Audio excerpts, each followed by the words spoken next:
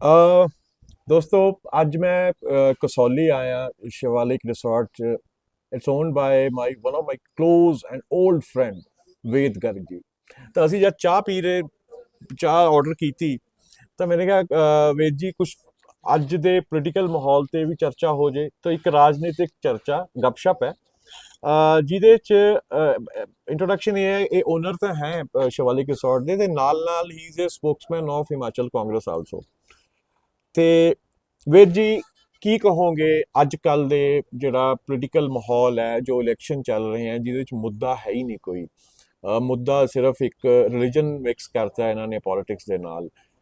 ਨਾ ਕੋਈ ਇਨਫਲੇਸ਼ਨ ਦਾ ਮੁੱਦਾ ਹੈ, ਨਾ ਕੋਈ ਅਨਇੰਪਲੋਇਮੈਂਟ ਦਾ ਮੁੱਦਾ ਹੈ, ਨਾ ਕੋਈ ਇਨਕਮ ਡਿਸਪੈਰਿਟੀ ਦਾ ਮੁੱਦਾ ਹੈ। ਜਿੰਨੀ ਅਮੀਰ ਅਮੀਰ ਹੁੰਦਾ ਜਾ ਰਿਹਾ ਹੈ, ਸਾਰਾ ਕੁਝ ਅਦਾਨੀ ਨੂੰ ਫੜਾਤਾ ਤੇ ਗਰੀਬ ਗਰੀਬ ਹੁੰਦਾ ਜਾ ਰਿਹਾ ਹੈ। ਇਹਦੇ ਪਰ ਤੁਹਾਡਾ ਕੀ ਕਹਿਣਾ?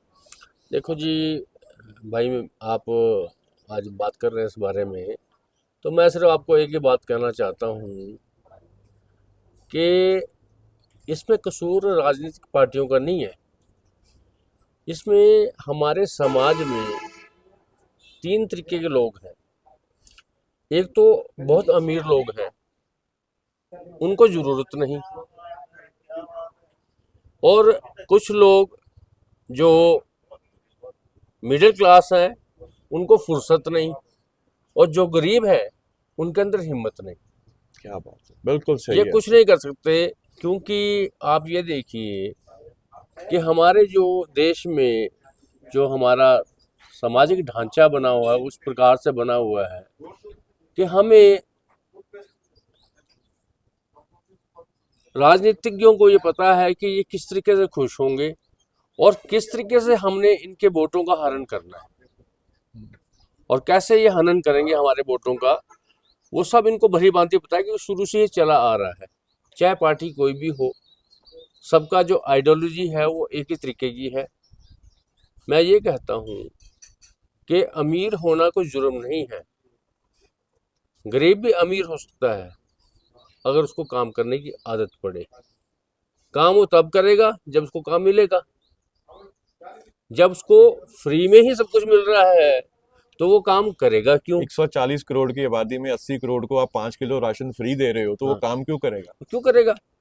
अब जिसका महीने में 500 या 1000 रुपए कमाने से काम चल जाता है तो उसकी सोच ही नहीं जा रही उससे आगे। ऊपर से एक और नई पार्टी आई है जिसने सब कुछ ही फ्री बांटने की कोशिश की है। वो पंजाब में बुरा हाल कर दिया है, वो बिजली फ्री करके। क्या मतलब उसके वजह से अब फिर जितनी जो हमारी पावर वाली कंपनी है, इलेक्ट्रिसिटी बोर्ड है, उसको कितने घाटे में ले जाके। बात ये है जी कि मैं तो ये कहता हूँ कि फ्री में तो कुछ होना नहीं चाहिए। जहाँ तक पार्टी की विचारधारा और उनकी आइडियोलॉजी की बात है, वो बात अलग है कि किसकी विचारधारा क्या है क्या नहीं है। मैं ये कहता हूँ हर एक इंसान को काम करना चाहिए। अब हम कंपेयर करते हैं जी, चाइना हमारा देखो कहाँ आगे चला गया। हमारी चाइना की आइडियोलॉजी ये है कि एवरीबडी हैव टू वर्क, हर एक को उसके काम के हिसाब से पैसे मिलेंगे।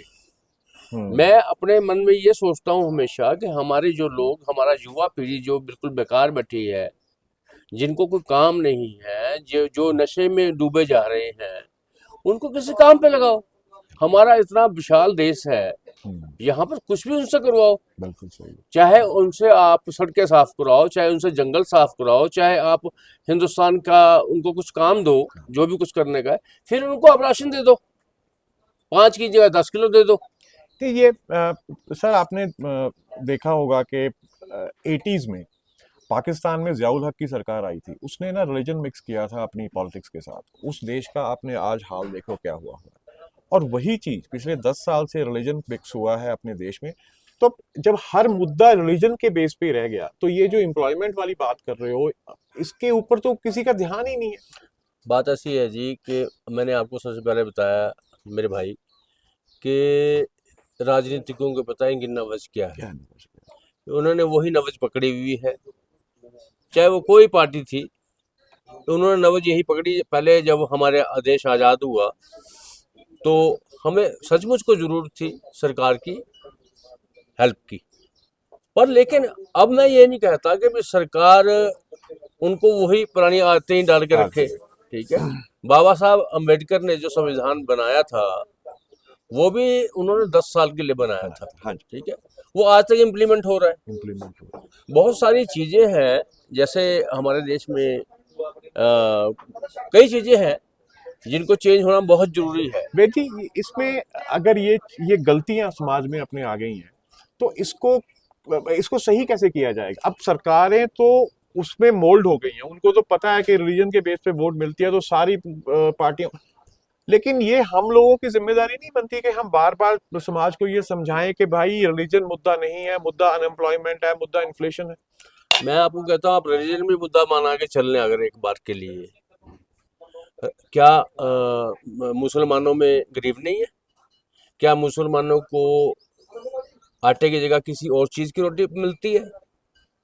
सबसे बड़ा मुद्दा जो यहाँ पर जो है वो बेरोजगारी का है। जब लोग कहते हैं खाली दिमाग शैतान का घर, बिल्कुल जब सर, वो फ्री बैठे हैं उनको सूझता है कुछ नहीं है। उनको ये सूझता है कि हिंदू कर लो, मुसलमान कर लो, सिख कर लो, ईसाई कर लो, ये कर लो, वो कर लो, मंदिर कर लो, मस्जिद कर लो। अगर वो काम पे लगे होंगे तो इन पे ध्यान ही नहीं जाएगा, किसका ध्यान जाएगा इस पे? और ऊपर से देखिए सर, देश का प्रधानमंत्री एक तरह से सबका हेड है, वो कितनी शर्मनाक स्टेटमेंट्स दे रहा है, मुसलमानों के खिलाफ नफरत फैला रहा है। वोटें, हिंदू वोट्स लेने के लिए, पोलराइजेशन जो कहते हैं, मेजॉरिटी पोलराइजेशन करने के लिए इतनी गंदी गंदी शर्मनाक मतलब स्टेटमेंट्स दे रहा है। तो सारी दुनिया में हमारे एक वो लान तान कर रहे हैं कि एक ऐसा प्रधानमंत्री है जो अपने ही सिटीजन के खिलाफ बोल रहा है। एक स्टेटमेंट नहीं दी, 2 3 4 5, अब उसके नीचे वाले शुरू हो गए, होम मिनिस्टर शुरू हो गया, फिर वो योगी की आ गई। तो इन लोगों को इनकी आइडियोलॉजी सिर्फ कम्युनल हेट्रेड फैलाने की है। तो इससे बचने के लिए आई थिंक राहुल गांधी जी ने जो मोहब्बत का पैगाम या उन्होंने फैलाने की कोशिश की है, वो मेरे ख्याल में एक अच्छी चीज है, जो आके समाज में एक मोहब्बत का पैगाम फैला रहे हैं। और दूसरी चीज, जो सही मुद्दे हैं वो राहुल गांधी जी ने अपनी भारत जोड़ो यात्रा में वही उठाए कि बेरोजगारी का मुद्दा उठाया, या अपना दूसरी चीजों के जो इन्फ्लेशन के मुद्दे उठाए। बट ये लोग उसको काउंटर करने के लिए फिर वही हिंदू मुस्लिम लेके आ रहे हैं। देखिए, बात ऐसी है, खाली हिंदू मुस्लिम करने से तो देश चलेगा नहीं। अब जो, अगर या तो जिस टाइम हमारा पार्टीशन हुआ था उस टाइम सारे मुसलमानों को ही वहीं भेज देते पाकिस्तान, और यहाँ हिंदू रह जाते। अब जब लोग वहाँ शुरू से रह रहे हैं और वो खुद कहते हैं हम जब हिंदुस्तान का खाते हैं तो हिंदुस्तान की बात करते हैं।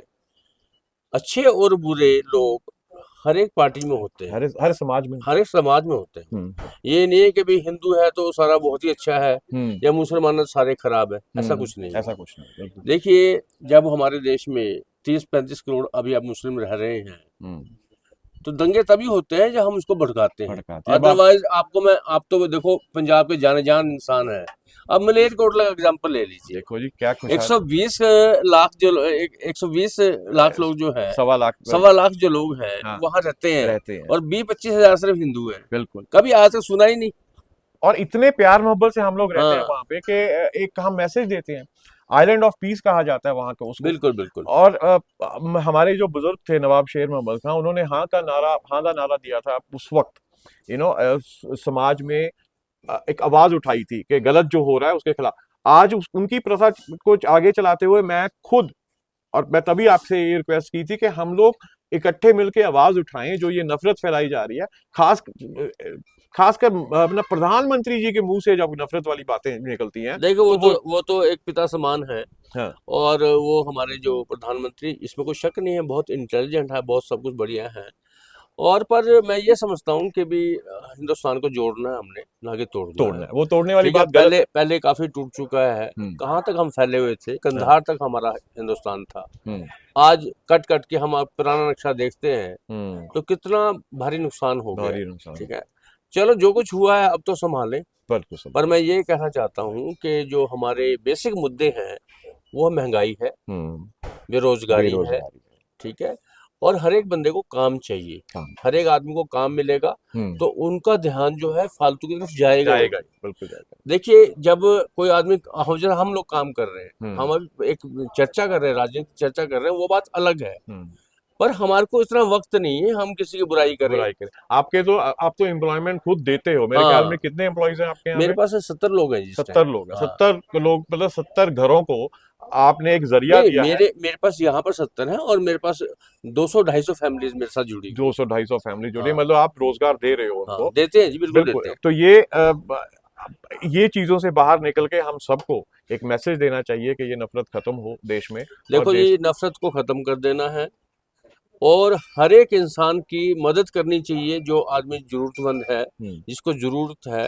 अगर हमारे पास भगवान ने कुछ दिया है तो शेर, उसकी मदद करनी चाहिए, थोड़ा शेयर करना चाहिए जितना उसकी यथाशक्ति है। जैसे राहुल गांधी जी बोलते हैं एक डिस्ट्रीब्यूशन ऑफ वेल्थ के, जैसे वो डिस्पैरिटी आ गई है इनकम की, अमीर। देखो वो डिस्पैरिटी, ऐसा देखो कोई भी ये नहीं कहेगा अभी मेरी दौलत ले जाओ, उनको कुछ ऐसा काम दो ताकि उनको सेटिस्फेक्शन और एक उनके अंदर सेल्फ रिस्पेक्ट की भावना पैदा हो कि भी मैंने ये जो राशन लिया है 500 रुपए का या 1000 रुपए का, ये मैंने कमा के कमा लिया के है। लिया, फ्री मत दो। हाँ, उसको अच्छा लगेगा, उसको खाना भी अच्छा लगेगा जब वो अपने हाथों से हाँ, कमाएगा, सुकून से सोएगा भी। सुकून से सोएगा भी बिल्कुल। और उसमें आत्मसम्मान आएगा, आत्मसम्मान है। वो बहुत जरूरी है। ठीक है वेद जी, बड़ा अच्छा लगा एक राजनीतिक चर्चा करके। हम लोग इसको कंटिन्यू करा करेंगे, मैं आता बिल्कुल, रहूंगा। कभी भी ठीक है, कभी। और पटियाला आप जरूर आओगे मेरे बिल्कुल यहाँ बिल्कुल, पे। बहुत अच्छा ठीक है, लगा आज, थैंक बहुत यू अच्छा सर, लगा। Thank you thank sir. You, thank you.